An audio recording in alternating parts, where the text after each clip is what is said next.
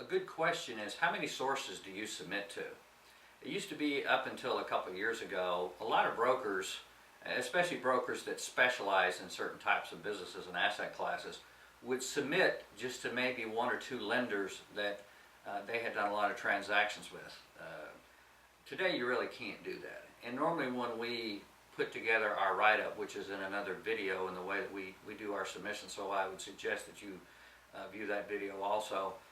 After we have prepared our write-up, which really is a write-up that is prepared, put together by someone who is a senior underwriter at a very large bank, because what it is it puts all the top level numbers that they like to see and all the nerdy bank ratios, and because they don't want to go through 500 pages of paper initially to look at a loan, and even when they present it at a committee, you're not seeing a huge stack of papers, you're just looking at basically top level numbers again. But again, we will submit this to a minimum of a half a dozen to a dozen lenders.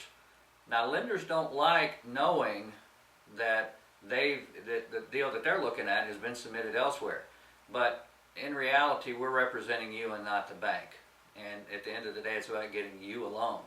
So if we step on a few feet along the way, then that's their issue that they're going to have to deal with. But again, we're going to submit to at least half a dozen to a dozen, and there's frequent when we've submitted to 20 plus lenders at a time, because in today's environment, a lot of lenders can get out of an asset class in no time, especially if the FDIC or OCC is coming in and they're doing an audit on the bank, and they give them a cease and desist, or they can no longer lend to either certain asset classes, or they have to cease their commercial lending activities or their construction and development activities. So we have to always have options. We always have to have backup options on these transactions.